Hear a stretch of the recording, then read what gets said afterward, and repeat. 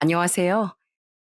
저는 크게 꼬일 뻔한 제 팔자를 얼른 구해냈던 40대 여자입니다. 자기 팔자는 자기 손으로 꼬는 거라는 말이 있죠. 저는 남자를 잘못 고른 죄로 제 손으로 제 팔자를 꽈던 사람입니다. 결혼을 잘못했던 거죠.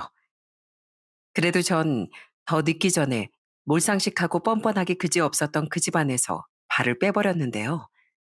뒤도 돌아보지 않고 그 집안을 나와버린 일이 얼마나 잘한 일이었는지 저는 최근 전 남편의 근황을 듣고 알게 됐습니다. 그 이야기를 지금부터 여러분께 들려드리려고 해요. 저는 지방 도시에 거주하고 있습니다. 저희 아빠는 제가 어릴 적부터 농기계 사업을 하셨는데요. 주위 분들께 신임이 두터우셨던 아빠는 신용을 탄탄히 쌓아가며 사업을 키우셨어요. 엄만 주부셨지만 아빠의 회사를 오가며 도울 수 있는 일은 최대한 도우셨죠. 그런 두 분은 세상은 혼자 살아가는 게 아니라며 꾸준히 회사 이름으로 후원과 기부도 아끼지 않으셨습니다. 세상 일은 다 돌고 도는 거야. 내 사업도 다른 사람들의 도움이 아니었으면 이만큼 성공하지도 못했을 거다. 그러니까 성공한 사람들은 그만큼 세상에 다시 보답할 줄도 알아야 하는 거다. 명심하거라 소영아.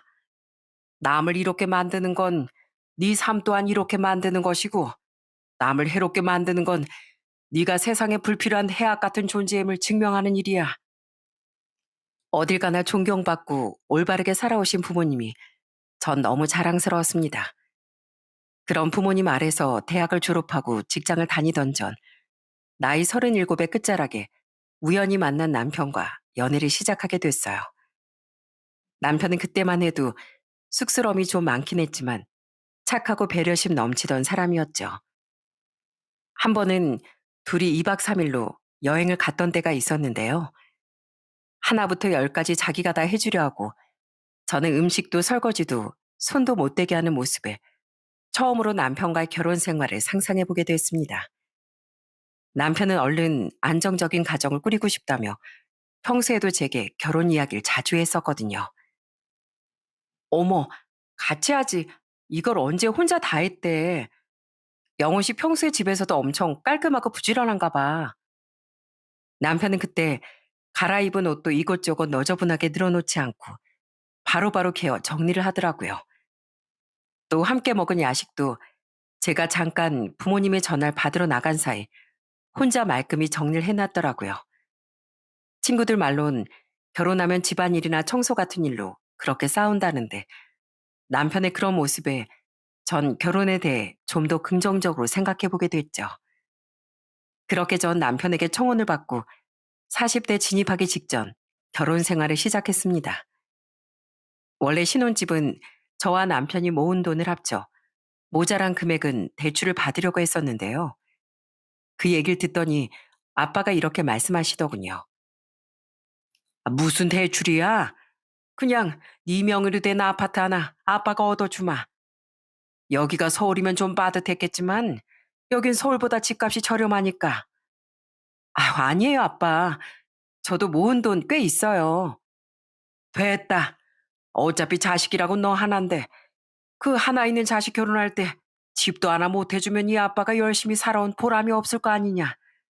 대신 그렇게 딱 집 하나 해주고 더 이상 지원 같은 건 따로 안 해줄 거다. 남은 돈은 나중에 나랑 네 엄마랑 둘이 유유자적하게 여행도 다니고 하면서 우리 노후 자금으로 쓸 거야. 그러니까 그 이상은 아무것도 바랄 생각 말고. 알겠지? 이렇게 부모님의 감사한 도움으로 우린 위치 좋은 곳에 아파트를 얻어 신혼을 시작할 수 있었습니다. 남편 또한 시댁의 외동아들이었는데 시부모님은 그런 아들 결혼할 때 아무것도 못 해준다며 미안해 하셨어요. 우리가 전에 살던 거의 반의 반, 아니, 그 반이라도 잘 살았으면 돈 몇 천이라도 도와줬을 텐데, 미안하구나.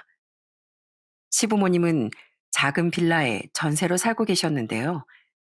남편이 고등학생 때까지만 해도 시부께서 사업을 내서 정말 부유했다고 하더라고요.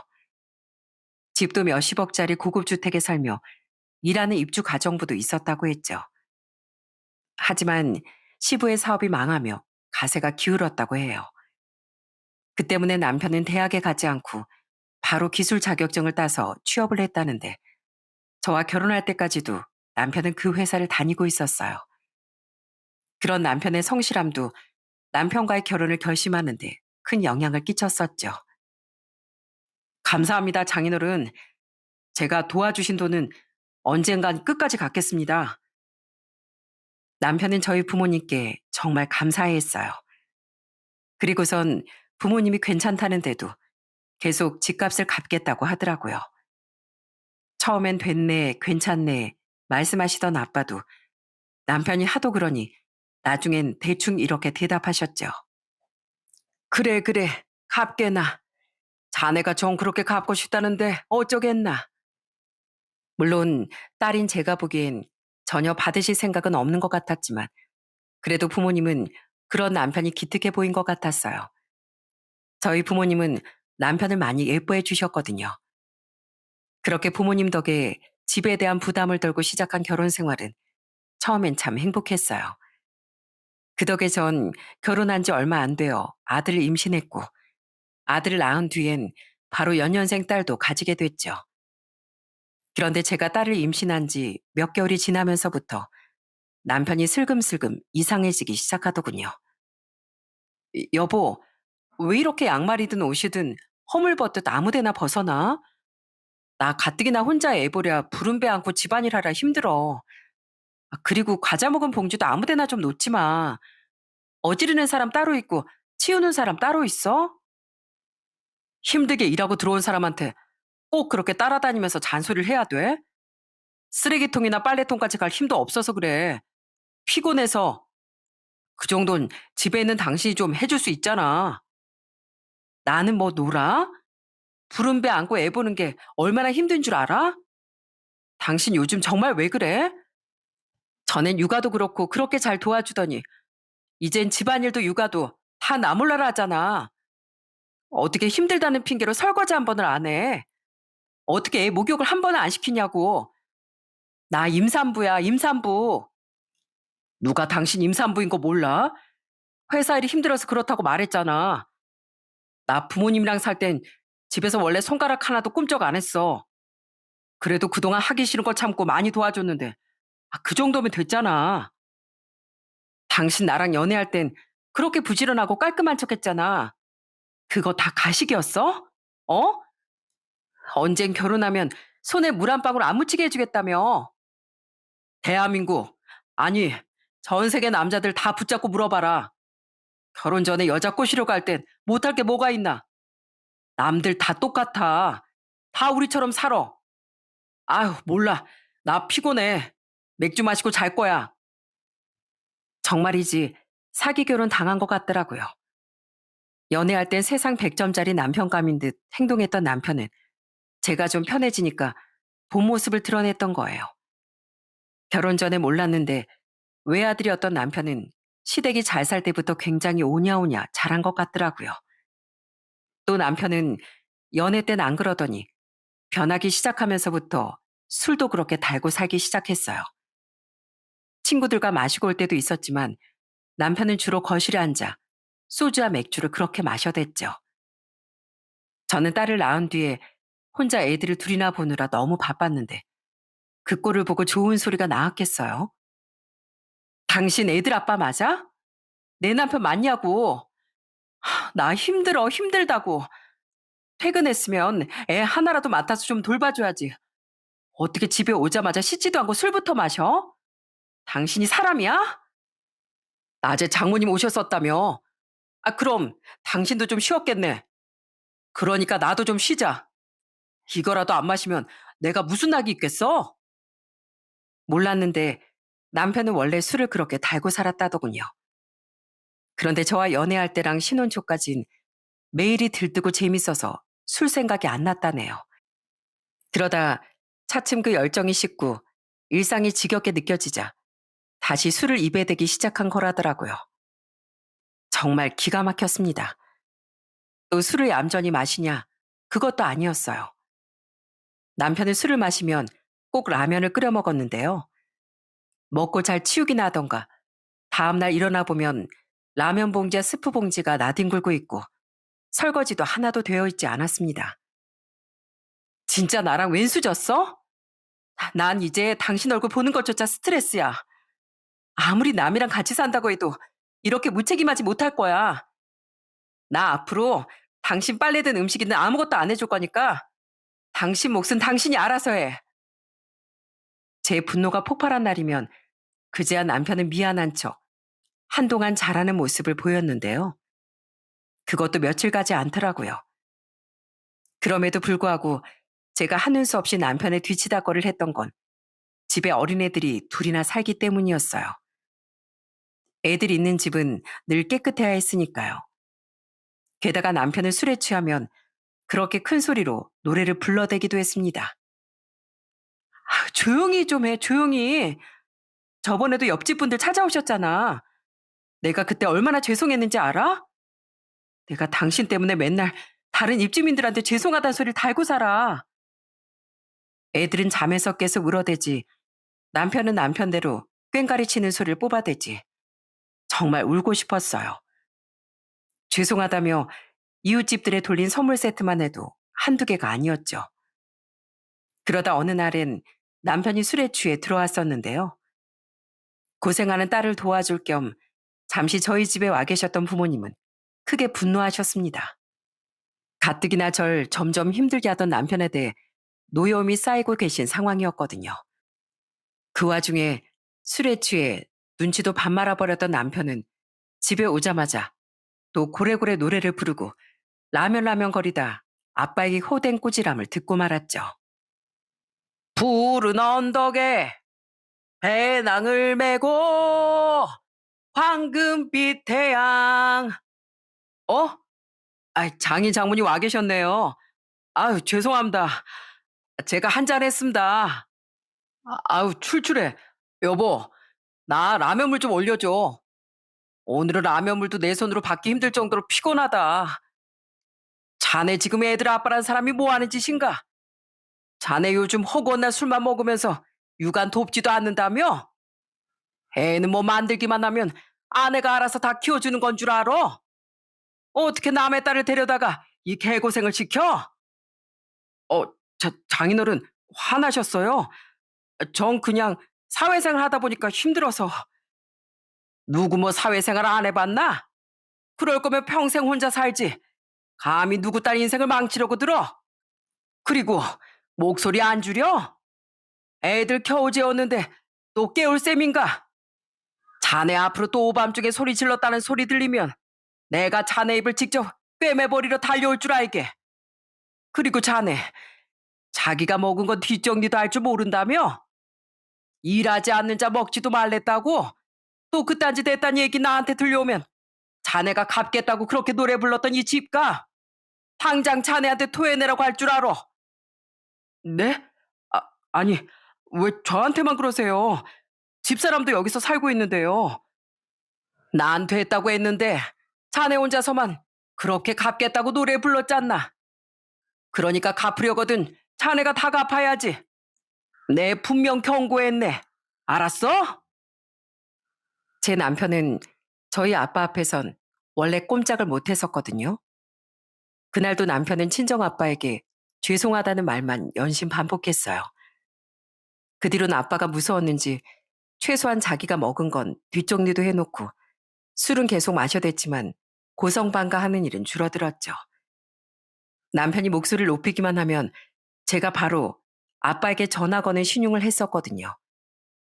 대신 남편은 그때 이후로 친정에 잘 가지 않았습니다. 장인어른 진짜 너무하셔. 어떻게 사위를 그렇게 면박 주실 수가 있어? 나 진짜 굴욕감까지 느꼈다고. 우리 아빠가 괜히 그렇게 야단치셨어? 어쩜 사람이 그렇게 철이 없어. 혼났으면 반성할 생각을 해야지. 당신은 지금 자기 잘못을 생각도 못하고 저 사람이 나한테 뭐라고 했어. 나쁜 사람이야. 이러고만 있잖아. 제가 남편이랑 사는 건지 아니면 철부지 왼수 같은 애를 하나 더 키우는 건지 분간이 가지 않더라고요. 그래도 남편은 명절이나 친정 부모님의 생신 땐 친정에 가긴 갔었는데요. 가서도 하루 왼종일 입을 꾹 다물고 있더라고요. 보다 못한 아빤 남편에게 이렇게 호통을 치셨죠. 그러고 있을 거면 오지 말지. 대체 왜 왔나? 기분 좋아야 할 날에 가족을 심기다 거스르게 하고 싶어서 온 거야? 그럴 거면 그냥 가게. 아닙니다, 장인어른.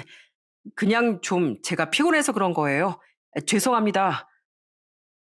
그럼 또 그런 건 아니라며 남편은 들리지도 않게 웅얼웅얼거렸습니다. 부모님께 너무 죄송하고 창피했어요. 그래서 그런 날이면 늘 집에 와서 대판 다투곤 했죠. 내가 당신 그럴 거면 그냥 집에 있으라고 했잖아. 애들 데리고 나 혼자 다녀오겠다고. 근데 왜 자꾸 그딴 식으로 굴 거면서 끝까지 친정에 따라오는 거야? 대체 왜? 아니, 만약 안 갔다가 장인어른 눈 밖으로 더 나기라도 하면 장인어른이 집값 내놓으라고 하실 것 같아서 그러지. 진짜 찌질해도 그렇게 찌질한 인간이 아닐 수 없었습니다. 당장 아직 기저귀도 못 된 애들 때문에 신중하게 생각하려고 망설였던 거지. 전 애들 아니었으면 진즉 남편을 집에서 쫓아냈을 거예요. 그래도 꾹꾹 참고 이혼을 신중히 생각했던 건 제 섣부른 선택으로 인해 아이들의 인생에 큰 상처를 남기게 되진 않을까 하는 염려 때문이었던 거죠. 그럼 시부모라고 멀쩡했느냐? 그것도 절대 아니었더군요. 결혼 전엔 그렇게 상냥한 시부모인 척 굴더니 결혼 후에 보니 사람들이 너무 몰상식하고 뻔뻔하더라고요. 우선 시모는 신혼 초에 제게 시계 하나를 선물로 줬었습니다. 이거 2,500만 원 정도 하는 고가 시계야. 내가 유일하게 망했어도 가지고 있던 고가품인데 며느리니까 너한테 물려주는 거다. 귀하게 쓰려무나. 그런데 이상하게도 아무리 봐도 진품 같지가 않더라고요. 명품을 잘 모르는 제가 봐도 그 시계는 너무 조잡하고 싸구려 같아 보였거든요. 그래서 저는 혹시 몰라 감정을 받아봤는데요. 그건 짝퉁이었습니다. 그것도 짝퉁 중에서도 몇만 원 하지도 않는 저등급의 짝퉁이라고 감정업체에서 말해주더라고요. 전 그걸 시모에게 말하지 않았어요. 다시 생각해보니 제게 그 시계를 줄 때 어딘가 제 눈치를 살피는 것 같던 시모의 모습이 시모는 그 시계가 짝퉁인 걸 이미 알고 있는 것 같았거든요. 그래도 그땐 신혼 초였으니 시모를 이해해보려고 노력했었죠. 아무것도 못 해준 걸 미안해하신 분이니까 그렇게라도 며느리한테 뭐라도 해주고 싶으셨나 보다. 중요한 건 마음이지 금액이 아니니까 그냥 감사하게 생각하자. 거기까지였으면 아무 문제가 없었을 텐데요. 문제는 조금 시간이 흐르자 시모가 그 시계 얘기를 들먹이며 자꾸 제게 뭔가를 요구했다는 거예요. 내가 그 비싼 시계도 줬는데 나 백화점에서 옷 하나만 사주면 안 되겠니? 2,500만 원에 비하면 옷 한두 벌쯤은 껌값이잖니. 에미야, 요즘 일본 여행이 제주도 가는 것보다도 싸다던데 난 이 시아버지랑 여행 좀 보내주면 안 될까? 내가 그 시계를 갖고 있었으면 그거 팔아서 가면 됐을 텐데 그래도 며느리한테 준 걸 도로 달라고 할 수는 없지 않겠어? 처음에야 꼭 그 시계가 아니었어도 시부모님 또한 제 부모님 아닙니까? 저는 친정 부모님 챙기듯 시부모님도 잘 챙겨드리고 싶었어요. 그래서 흔쾌히 시모 말씀을 몇 번은 들어드렸었는데 이게 날이 갈수록 당연해지고 과해지는 거예요. 몇백짜리 명품백을 사달라거나 해외 크루즈 여행을 보내달라는 등의 부탁에 제가 곤란하다고 대답하면 시모는 이렇게 화까지 냈었죠. 흥, 넌 나한테 그 비싼 시계까지 받아놓고 고마운 줄도 모르니? 그제야 알겠더라고요. 시모는 저를 호구 삼기 위해 그 짝퉁 시계를 줬던 거라는 걸요. 결혼 초에야 제 눈치를 살피느라 잠잠했던 거지. 제가 좀 편해지자 시모는 본색을 드러냈던 거예요. 딱 남편처럼 말입니다. 결국 전 시모에게 이렇게 말했어요. 시어머니께 받은 물건 돌려드리는 건 예의가 아니라는 거 알지만 그거 팔아서라도 어머님 하시고 싶은 여행 쇼핑 하실 수 있으면 그냥 그렇게 하세요. 제가 돌려드릴게요. 저는 어머님 요구를 더 들어드리기 힘들 것 같아서요. 근데요, 어머님, 그 시계요. 제가 감정을 받아보니까 글쎄 10만 원도 안 하는 짝퉁이라고 하더라고요. 어머님 민망해 하실까 봐 그동안 말씀 못 드렸는데 자꾸 저한테 비싼 시계 받아 놓곤 양심도 없다는 식으로 말씀하시니까 저도 더는 숨기고 싶지 않네요. 저는 받은 거의 몇 배, 아니 몇백 배로 이미 어머니께 돌려드린 것 같으니까 앞으로는 저한테 무리한 요구 더는 하지 말아 주세요. 그걸 감정까지 받아봤다고? 시모는 자신도 사기를 당한 것 같다고 말하더군요. 그래서 제가 늦었지만 지금이라도 사기로 신고해 보세요. 라고 말했더니 시모는 더 크게 당황하며 뭘 그렇게까지 하냐는 말을 남기고 방으로 들어가 버리더군요. 딱 봐도 거짓말이었던 거죠. 그 뒤로 시모는 한동안은 잠잠했었는데요. 언제부턴가 아예 철판을 깔기로 작정한 건지 제게 대놓고 이것저것 사달라고 요구를 해대더군요. 그래서 그냥 정중히 거절했더니 그걸 가지고 남편 입이 또 대빨 나오더라고요. 당신이 유일한 며느리인데 어머니께 그 정도도 못 사드려? 어머니가 예전에 부유하게 사시던 기억을 못 잊어서 좀 그러시는 건데 우리 어머니가 가엾지도 않아? 당신만 외동이야? 나도 외동이야. 근데 우리 부모님께도 한 번에 몇백이 넘어가는 선물은 턱턱 해드릴 생각도 못 하는데 왜 당신 어머니껜 집안을 거덜내면서까지 효분으로 쓰래야 돼? 난 어머니께 그동안 해드릴 만큼 다 해드렸으니까 굳이 효도하고 싶으면 당신 용돈 모아서 해. 제 말에 또 자기 용돈은 쓰기 싫었는지 남편은 입을 꾹 다물더라고요. 저는 남편도 시모도 다 싫어졌는데요. 시부 또한 그들과 똑같은 사람이었어요. 시부 또한 제게 시모처럼 이거저거 요구해대기도 했지만 시부의 가장 큰 문제는 술이었습니다. 결혼 후 시부를 겪어보니 남편의 술 문제는 시부에게서 물려받은 거더라고요. 이야, 며느라, 거 젓가락 좀 신나게 두드려 봐라. 춤추면서 노래도 한 곡 해보고. 이 시애비 오늘 기분이 아주 좋구나. 아버님, 지금 시간이 밤 12시예요. 이거 다른 빌라 사람들한테 민폐예요. 시부의 술주정은 남편보다 한술 더 뜨더라고요. 남편처럼 고성방갈 일삼을 뿐만 아니라 빌라 계단에 토를 하기도 하고 그 일들로 인해 항의하러 온 빌라의 다른 입주민들과 멱살잡이를 하는 모습도 몇 번이나 볼 수 있었죠. 게다가 나중에 한 사실인데 시부는 음주운전으로 사람까지 다치게 해서 합의한 후 면허 취소도 된 적이 있었다더라고요. 그런데도 그 뒤로 다시 면허를 딴 뒤 버젓이 운전을 하고 다녔던 겁니다. 그 뒤로 음주운전을 한 적이 없었다는데 그걸 누가 아나요? 그렇게 술을 좋아하시는데요. 또 제가 시부모를 싫어하게 된 이유들 중 하나는 누가 봐도 남편이 잘못한 일을 가지고 저만 나무랐다는 거였습니다. 남편은 촉새 같게도 저와 다투는 일이 있으면 시부모에게 바로 이르곤 했거든요. 이에 사람이 힘들게 일하고 들어오면 집에서 손 하나 까딱하기 싫을 수도 있지. 왜 그렇게 넌 바가지를 긁어대니? 우린 우리 아들 너무 귀해서 아무것도 안 시키고 키웠어. 네 시애미 말이 맞다. 그리고 너 나한테도 그렇고 우리 아들한테도 그렇고 왜 그렇게 술 먹고 내 집에서 좀 떠드는 것 가지고 사람을 나쁜 사람 만드냐? 어? 너 우리가 안 망하고 전처럼 떵떵거리고 살았어도 그렇게 우릴 만만하게 봤을 거야? 아니, 우리가 돈 좀 있는 집안이었으면 넌 나도 우리 아들도 그렇게 무시하지 못했을 거다.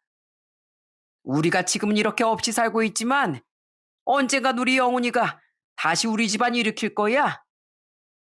이 녀석이 어릴 때부터 얼마나 범상치 않은 녀석이었는데. 저도 저희 부모님이 세상 귀하게 키우셨어요. 그래도 자기 가정을 꾸리고 자식들을 낳았으면 힘들어도 가정을 위해 부지런해질 줄 알아야죠. 결혼은 뭐 저 혼자 했어요? 그리고 남한테 피해 끼치지 않고 사는 건 사회를 이루고 살아가는 사람으로서 당연한 도리예요. 그래선 안 된다고 말한 거 가지고 왜 생트집을 잡으세요? 전 돈 있다고 누굴 어려워하고 또 없다고 무시하는 그런 경박한 사람 아닙니다. 저는 점점 시댁엔 거의 가지 않게 됐습니다. 남편이 그랬듯 딱 중요한 날 아니면 시댁에 발길도 하지 않았죠. 술만 마시면 애들 놀라게 진상 부리는 시부도, 제가 자신의 욕을 들어주지 않자 절 못마땅해 하던 시모도 다 싫었으니까요. 그래도 딱 기본만 했던 건 괜한 책을 잡혀 그들이 의기양양해하는 모습을 보기도 싫어서였어요. 당시엔 남편도 친정의 발길을 거의 하지 않았을 때라 아무런 마음의 짐도 없었고요. 그렇게 결혼한 지 고작 4년이 지났을 때 이미 전 이혼할 결심을 하고 있었습니다. 이런 몰상식하고 뻔뻔한 집안의 일원으로 그중 제일 큰 문제인 남편의 아내로도 더는 살아가고 싶지 않았으니까요. 다만 당시 제가 막 복직을 했던 시기라 정신이 없어 잠시 본격적인 이혼 얘기를 미뤄두고 있었습니다. 둘째가 두 돌이 지나 두 아이 모두 어린이집에 보낸 덕에 복직을 할 수 있었거든요. 그런데 일이고 뭐고 당장 이혼부터 해야겠다고 결심한 사건이 일어나고 말았어요. 어느 날 남편은 대뜸 제게 회사를 그만뒀다고 말하더군요. 갑자기 나한테 말도 없이 그게 무슨 소리야? 아무리 요즘 우리가 사이가 안 좋아졌다고 해도 그 중요한 걸 나랑 상의도 없이 결정해? 애들 키우는데 돈이 한두 푼 들어? 아이, 정 힘들면 장인어른께서 도와주시겠지. 나 퇴직금이 계산해보니까 1억 정도 나온대. 거의 25년을 꾸준하게 다녔더니 퇴직금이 꽤 되더라고. 나 그거 조만간 통장으로 들어오면 아버지 좀 드리려고. 그 돈이 필요해서 퇴사한 거야. 그게 무슨 소리야? 1억을 아버님을 다 드린다고? 그러려고 퇴사했다니 좀 알아듣게 얘기해봐. 그게 아버지가 또 음주 사고를 내셨다네. 근데 이번엔 사람이 좀 크게 다쳤나 봐. 이번에 합의 못하면 아버지 무조건 감옥행인데 그쪽에서 1억 가까운 합의금을 요구했대. 나한테 도와달라고 전화 오셨더라. 근데 내가 당장 그럴 현금이 어디 있겠어. 그때 딱 퇴직금 생각이 나서 바로 퇴사해버린 거야. 그런데 그 이유라는 게 정말 기가 막히더라고요. 시부는 정말 끔찍하게도 또 음주운전을 해서 사람을 크게 다치게 했다더군요. 정말 음주운전하는 사람은 사람으로도 안 보는 저였는데 그걸 제 시아버지라는 사람이 또 저질렀다고 하니 환멸감이 들었죠. 그런데 남편은 그래도 자기가 외아들인데 아버지를 감옥에 보낼 수야 있겠냐며 퇴직금으로 시부의 합의금을 내주겠다고 하더군요. 그러려고 퇴사를 했다는데 기가 막혀서 따졌습니다. 합의하면 아버님 무면허 상태로 또 음주사고 낼 줄 누가 알고? 아버님 그거 상습이야. 아무리 자식이라고 해도 그걸 감싸기만 하면 되는 거야? 그리고 아무리 그래도 그렇지 어떻게 나랑 상의 한마디 없이 그런 일을 벌여? 그럼 아버지를 감옥 가게 그냥 둬? 그 퇴직금 내 인생 절반을 넘게 바쳐서 받을 수 있는 내 돈인데 내가 내 돈 마음대로 쓰겠다는데 뭐가 문제야? 난 솔직히 아버지가 그렇게 큰 잘못했다는 생각도 안 해. 아버진 재수 없어서 걸렸던 거지. 세상에 음주운전하는 사람이 얼마나 많은데. 그리고 퇴사는 뭐 당신한테 말하면 분명히 퇴사 못하게 할 것 같아서 그랬지. 나도 생각 없이 그만둔 거 아니야. 나도 다 앞으로의 계획이 있다고. 제가 반대할까 봐 무작정 일을 저지르고 봤다니. 애들 아빠로서 그런 무책임한 말이 어디 있답니까? 게다가 사람이 크게 다쳤다는데 그게 그렇게 큰 잘못이라고 생각하지 않는다니. 정말 소름이 돋더라고요. 진짜 남편이 벌레만도 못한 인간으로 보였죠. 그런 제 생각도 모르고 남편은 아주 뻔뻔한 말을 계속 떠들어댔어요. 나 사업할 거야. 이미 구상도 좀 해놨어. 솔직히 그동안엔 딱히 사업할 여유가 없었으니까 그냥 직장에서 버티고 다녔던 건데 얼마 전부터 아버지가 그러셨잖아. 내가 다시 우리 집안 일으킬 거고 난 비범한 놈이라고. 그러니까 나도 더는 구질구질하게 얼마 되지도 않는 월급 받아가면서 남 밑에서 일하기 싫어지더라고. 난 아무래도 좀 더 윗물에서 놀아야 할 인재 같아. 당장 1억도 없어서 퇴사했다는 사람이 무슨 돈으로 사업을 해? 그건 당장 마련해야 하는 돈이니까 급해서 그랬던 거고, 돈이 얼마든지 마련할 수 있지. 우리 그동안 모아뒀던 돈이랑 이 집 담보로 대출 받으면 사업 자금이야 넉넉하게 마련할 수 있잖아. 여기 우리 처음 들어왔을 때보다 벌써 시세가 30%나 올랐다던데? 뭐? 그러니까 당신 아버님 합의금은 핑계고 그냥 사업하고 싶어서 무작정 퇴사한 거구나? 퇴직금은 겸사겸사 아버님 드리면서 효도하는 척 생색내고 사업은 우리 부모님이 마련해 주신 이 아파트 담보 잡아서 해보겠다고? 친정엔 잘 가지도 않으면서 당신이 뭔데 이 집을 가지고 뭘 해보려고 해? 당신은 그게 문제야. 남편이 큰 뜻 한번 펼쳐보겠다는데 응원을 못 해줄 망정 치사하게 네 거 내 걸 따져? 애들을 생각해 애들을. 앞으로 애들 잘 키우려면 나부터 잘 돼야 되는 거잖아. 우리 아버지 말씀 기억나지? 난 비범한 놈이었다는 거. 난 무조건 성공해서 전처럼 떵떵거리고 살 거고 그땐 장인어른께 이 집값도 다 갚을 거야. 그때 가서 후회하지 말고 지금부터 나한테 잘해. 후회? 후회는 당신이나 하지 마. 당신 하도 오냐오냐 자라서 세상 일이 다 당신 뜻대로 될 줄 아나 본데 천만의 말씀 만만의 콩떡이야. 딱 보니 남편은 시부 때문이 아니라 전처럼 떵떵거리고 살고 싶다는 욕심에 사업을 하고 싶어서 대뜸 회사를 그만둔 거더군요. 그것도 친정엔 그렇게 못하던 인간이 친정 도움으로 얻은 그 집을 담보 잡아서요. 그때 딱 확신이 들더라고요. 이 인간하곤 더는 하루도 못 살겠다는 확신이요. 남편은 저와 다툰 뒤 투덜거리며 술을 마시러 나가버리더군요. 그런데 잠시 뒤 시부가 제게 전화를 걸어오는 겁니다. 예미야, 너 영훈이가 내 합의금 좀 내주기로 했다고 하니까 그렇게 길길이 날뛰었다며? 너 내가 어쩜 그렇게 갈수록 정이 없어지냐?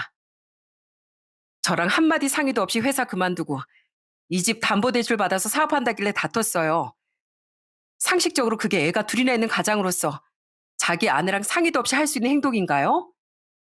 이 집도 저희 부모님이 사주신 건데요. 그리고 솔직히 말씀드리는데요. 저는 남편이 아버님 합의금 내주는 거 정말 탐탁지 않아요. 운이 좋아서 피해자가 살아있는 거지. 아버님 까딱했으면 다른 사람 목숨까지 거둘 뻔하신 거예요. 그런 중재를 지어놓고도 벌을 안 받길 원하세요? 뭐야?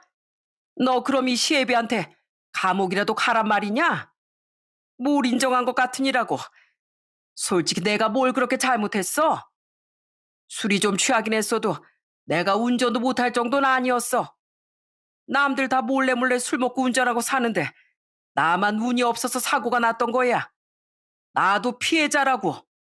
차에 치기 싫었으면 그 젊은 놈이 알아서 잘 살피고 다녔어야지. 이거 보세요. 아버님도 애들 아빠도 똑같아요. 남한테 피해 끼치는 거 아무렇지도 않아 하면서 누가 자기한테 조금만 뭐라고 하면 발끈하는 거예요. 전요.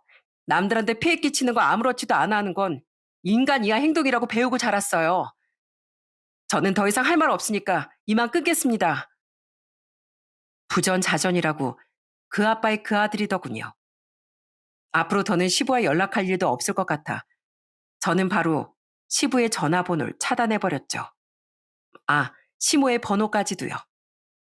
다음날 전 바로 부동산으로 가서 집을 내놨습니다. 어차피 친정 부모님이 100% 지원해 주셔서 마련했던 제 명의의 집이었기에 제 마음대로 처분할 수 있었거든요. 그리고 전 남편이 퇴근하길 기다렸다가 남편이 오자마자 서류 봉투 하나를 내밀었어요. 이게 뭐야? 열어봐. 당신이 그렇게 받고 싶어서 안달했던 거야. 내가 받고 싶어 했던 거? 아, 당신 오늘 은행이라도 다녀온 거야? 대출 서류인가? 남편은 해벌쭉 웃으며 그 서류 봉투를 열어보더군요. 하지만 그 안에 든 서류를 확인하자 얼빠진 표정을 짓더라고요. 저는 저를 억울하게 쳐다보던 남편에게 싱긋 웃으며 인생이 결코 만만하지 않음을 일깨워줬죠. 이건 이혼 서류잖아. 지금 이혼하자는 거야? 내가 언제 이걸 받고 싶어서 안달했다는 거야? 그럼 아니야? 난 그동안 당신이 어떻게든 나랑 이혼하고 싶어서 발악한 줄 알았지. 그동안 육아도 집안일도 다 팽개치고 술 문제로 나 괴롭혔던 일도 당신 부모님 행동들도 어제 일까지도 전부 다. 그게 아니고서야 어느 정신 빠진 인간이 이혼당할 생각도 안 하고 그런 짓들을 해? 나 오늘 회사 휴가 쓰고 부동산에 집 내놨어. 그리고 친구한테 소개받은 변호사 찾아가서 이혼 상담도 받고 왔거든? 내가 한없이 유리한 이혼이니까 버틸 생각 말고 그냥 협의 이혼해. 아, 아니, 여보. 난 그런 게 아니라 가족이니까 당신도 이제 내 가족이니까 좀 편하게 했던 거지. 원래 사랑하면 그 사람의 본 모습까지 다 안아주는 법이잖아. 우리 부모님 행동도 그냥 가족이니까 서로 고운정, 미운정 들어가는 과정이라고 생각했지. 그리고 우리 아버지 문제, 그래도 내가 하나뿐인 자식인데 어떻게 모른 척 할 수 있었겠어. 그래서 겸사겸사 퇴직하는 김에 사업 생각도 한 거지. 절대로 사업하려고 퇴사한 거 아니라니까? 그랬어? 아무리 오냐오냐 자랐어도 그렇지. 정말 세상 해맑게 살아간 인간이었네, 당신. 그래.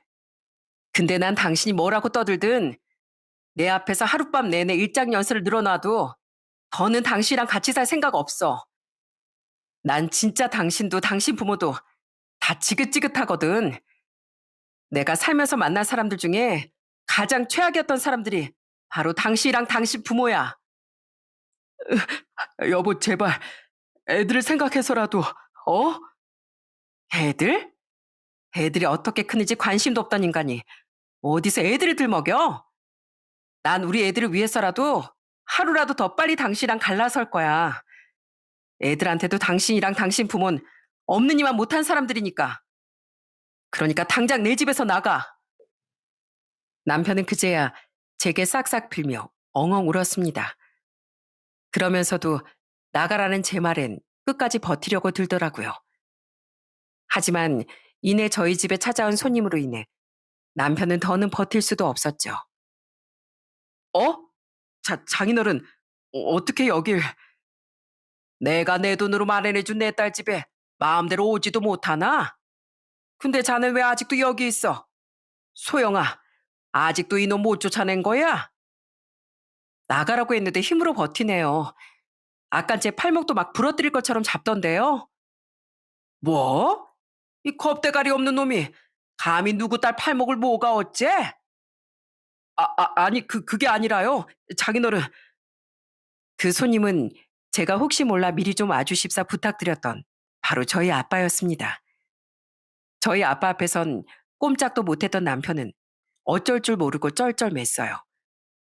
그리고 결국 저희 아빠 이런 으름장을 듣고 짐을 싸서 터덜터덜 쫓겨날 수밖에 없었죠. 내가 그동안 괘씸한 자네를 그냥 두고 봤던 건 부모가 나서서 자식한테 이혼해라 어째라면 소영이가 스스로 인생을 판단하고 헤쳐나가는 능력을 기르지 못할 것 같아서였어. 그래서 우리 딸이 옳은 판단을 할 거라고 믿고 기다렸던 거야.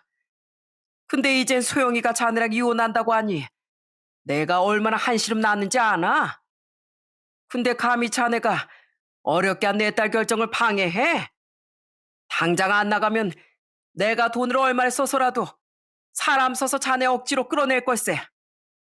내 힘으론 자네를 어떻게 못해도 나한텐 돈이 있으니까. 어디 험한 꼴 한번 볼 텐가? 아무리 아빠 나이가 당시 70이 다 되셨다고 한들 남편은 완전히 아빠에게 기세로 밀렸던 겁니다. 그렇게 집을 나갔던 남편은 시댁으로 간 모양이었어요. 왜냐하면 시모가 아빠 휴대폰으로 전화를 걸어 아주 난리를 쳤었거든요. 제가 시모의 번호를 차단해서 받지 않았으니 시모는 알고만 있었지 한 번도 따로 연락한 적은 없었던 저희 아빠에게 전화를 걸었던 거죠. 돈 좀 있다고 기고만장해선 감히 내 아들 집에서 내쫓았습니까? 당신이 뭔데 우리 아들 이렇게 처량하게 만들어요? 이혼? 이까진 일이 뭐 대수라고 법원에서 이혼을 하라고 하겠어요? 당장 애미한테 우리 앞에 와서 무릎 꿇고 빌라고 하세요. 잘은 안 들렸지만 시모는 아직까지 현실 파악을 제대로 못하고 있는 것 같았습니다. 아빤 그런 시모에게 이러쿵저러쿵하며 힘을 빼지도 않으셨어요. 아빤 간결하게 한마디를 하시곤 바로 전화를 끊어버리셨죠. 자식 잘못 키운 한심한 여편네 같으니라고 거 창피한 줄 아시오. 이후 저희 집은 집값이 많이 올랐어도 워낙 입지가 괜찮은 곳이라 빠르게 팔렸습니다. 저는 애들을 데리고 친정으로 들어갔죠. 그리고 집을 판 돈은 고스란히 다시 부모님께 드렸어요. 부모님은 제게 이혼을 잘한 거라고 말씀하셨습니다. 만약 그런 놈을 계속 참고 살았으면 우리 속이 터졌을 거다. 그런데 아니다 싶을 때 확실하게 정리해버린 널 보니까 우리가 딸을 야무지게 잘 키웠다는 생각이 들더구나. 애들을 생각해서라도 그게 맞는 거다. 잘못을 했어도 고쳐질 기미가 보이는 사람이 있고 싹수가 아주 노란 사람이 있는데 조서방은 우리가 보기엔 후자였거든. 그런 막대 먹은 집안인 걸 결혼 전에 진주가 알아봤어 했는데 부모가 돼서 미안하구나. 그리고는 오히려 딸인 제게 미안해 하셨는데 저는 그 곱절로 죄송한 마음에 눈물이 났습니다. 한편 양심도 없지 남편은 계속 이혼을 거부하더군요. 결국 우린 법정 싸움까지 불사하게 됐고 아이들의 양육권 다툼까지 겹쳐 이혼 소송 기간이 좀 길어졌습니다.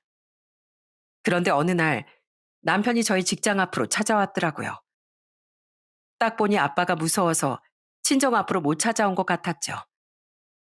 저는 그때까진 시부가 합의는 잘 맞췄는지 어쨌는지 관심도 없었는데요. 그런데 남편이 하는 말을 들어보니 시댁은 완전 초토화가 되어 있었더라고요.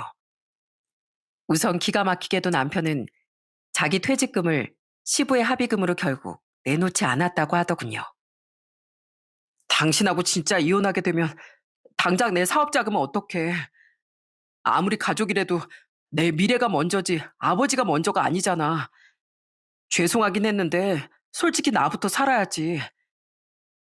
남편은 저와 이혼하게 될 위기에 놓이자 집을 담보로 대출받아 사업자금을 마련하지 못하게 생겼으니 그 1억이 아까웠던 겁니다. 그렇게 외아들 하더니 진짜 이기적이고 못돼 처먹은 인간이었죠. 남편은 자기도 좀 그랬는지 시부를 이참에 확 정신 차리게 해주려고 했다는 말을 덧붙이더군요. 뭐 전 믿지도 않았지만요. 남편은 하도 시부모가 남편에게 제발 합의금을 내달라고 애원하자 돈을 주기 싫어서 시댁을 나온 지 좀 됐다고 말하더군요. 그럼 당신 아버진 지금 재판 중이야? 교도소 가셨어? 아니, 두 분 살던 전셋집 빼서 그 보증금으로 합의금 내고 지금 방 한 칸짜리로 이사 가셨대. 내가 아버지 모른 척한 게 괘씸하다고 평생 인연 끊자고 하시더라.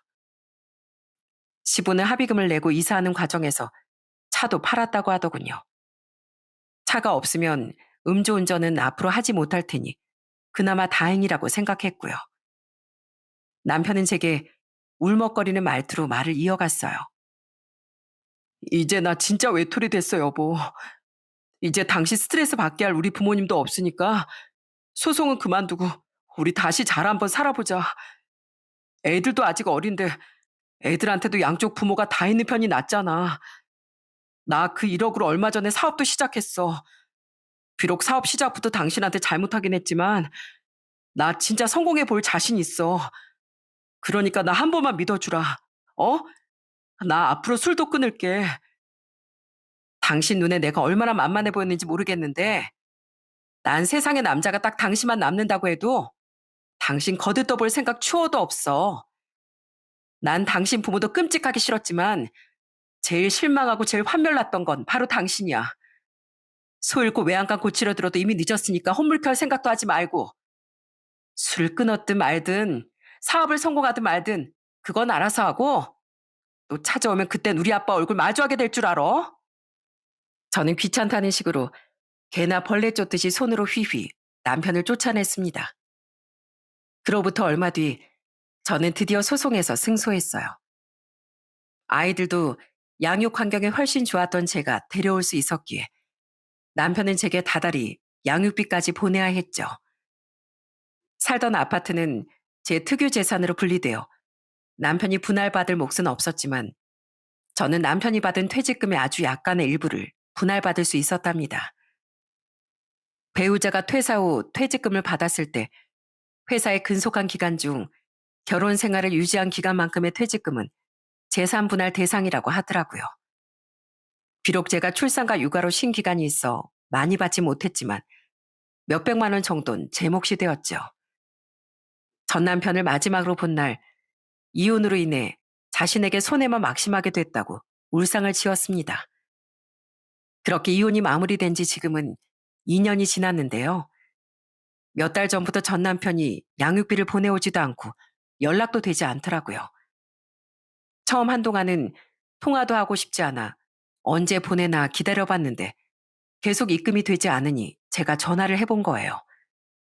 결국 연락이 되지 않아 전 남편의 소식을 알아봤습니다. 그 결과 지금 전 남편은 감옥에 수감 중이라는 충격적인 사실을 듣게 됐죠. 전 남편은 이혼한 뒤 사업하느라 바쁘다며 애들 면접 교섭권은 쓸 생각도 안 했었거든요. 그렇게 양육권을 못 준다고 소송으로 버티더니 역시 아빠 자격도 없는 인간이구나 생각해 꼬박꼬박 양육비는 보내왔었으니 전 남편 소식엔 관심도 갖지 않았었는데요. 그 사이 전 남편은 시작한 지 오래되지도 않았던 사업을 말아먹고 술에만 빠져 살았었다고 해요. 제 전화는 양육비를 보낼 상황이 안 됐으니 계속 받지 않았던 거고요. 술 취해선 자기 인생 망했다. 이혼당하고 사업도 망하고 부모한테도 절연당했다. 자기 인생 한번 더럽게 꼬였다. 막 이러면서 주위에 엄청 술주정을 해댔대. 전화로 말이야. 그러다가 사업 망한 지 얼마 안 돼선 음주운전까지 해서 사람을 진짜 크게 다치게 만들었다나 봐. 다행히 피해자가 목숨은 건졌는데 피해자 측에서 영훈 씨를 엄청 괘씸했대. 절대 합의할 생각도 없고 엄벌에 처해달라고 탄원서까지 냈다더라. 정말 끝까지 엄청난 부전자전이었어요. 초범이었어도 사람을 크게 다치게 한 전 남편은 결국 합의도 하지 못해 얼마 전 실형을 받게 됐다고 하더군요. 제발 감옥 가지 않게 합의금 좀 빌려달라던 시부를 외면했던 전 남편은 아이러니하게도 자기가 감옥에 갇히는 신세가 됐던 거죠. 그래도 애들 아빠인데 전 남편이 너무 처참하게 망가진 것 같아 솔직히 마음은 좋지 않았어요. 하지만 그 누구도 전 남편에게 무리해서 사업을 시작하라고 떠밀지도 않았고 자기 부모에게 불효해서 절연당하라고도 술 먹고 차를 몰라고도 시키지 않았었잖아요. 그 모든 건 전 남편 스스로 자초한 일이었으니 불쌍해할 필요는 없다고 생각했어요. 무엇보다 음주운전을 하는 사람들은 언제 다른 사람의 인생을 망가뜨릴지 모르는 움직이는 재난 덩어리 같다고 생각했으니까요. 저는 제발 이번 기회로 전 남편이 음주운전만은 더는 생각도 하지 말며 살길 바랬습니다. 이미 우리 애들을 범죄자 자식들로 만들었지만 그나마 그 이상의 죄만은 저지르지 않는 것이 아이들을 위한 일이라고 생각했으니까요. 양육비 일은 전 배우자가 돈이 없으면 소송을 걸어도 받아내기 어렵다고 하니 시간을 두고 방법을 잘 고민해 봐야 할 것 같아요. 그리고 시부와 시모에 대한 소식은 아직까지 전혀 듣지 못했는데요. 그 사람들도 뻔뻔하고 몰상식한 성격을 바꾸지 못하는 이상 자신들의 손으로 자기들의 불행을 자초하며 살 것 같다고 생각하고 있습니다. 전 지금 부모님과 아이들을 키우며 아주 잘 살고 있어요. 부모님과 아이들 이렇게 네 사람만으로도 제가 평생 아끼고 사랑해야 할 가족은 충분하다고 생각합니다. 그래서 전 앞으로도 재혼 생각은 없이 지금의 가족들하고만 함께 행복하게 살아가려고 해요. 절 진심으로 아껴주고 사랑해주는 지금의 가족들만 지키기에도 시간이 너무 짧다고 생각하니까요. 여러분, 세상은 내가 어떤 마음가짐으로 어떻게 살아가느냐에 따라 내게 천국이 될지 지옥이 될지 나뉘는 것 같습니다. 남에게 피해를 주지 않고 내게 주어진 환경 안에서 행복을 찾으며 살아가는 이들과 그 정반대의 사람들 앞에 주어진 미래는 극과 극으로 달라지는 법이더라고요. 이혼의 아픔을 겪긴 했지만 행복하게 살아가고 있는 저와 감옥에서 피눈물을 흘리고 있을 전 남편처럼 말이죠. 물론 어쩔 수 없는 경우나 예외는 있는 법입니다. 그래도 조금이나마 이 세상이 여러분께 관대하길 바라신다면 제 전 남편이나 전 시댁 식구들처럼 남의 것을 탐하고 남의 인생을 망가뜨리는 일은 절대 하지 마시길 바랍니다. 그럼 전 여기서 이만 인사드릴게요. 끝까지 들어주셔서 감사드립니다.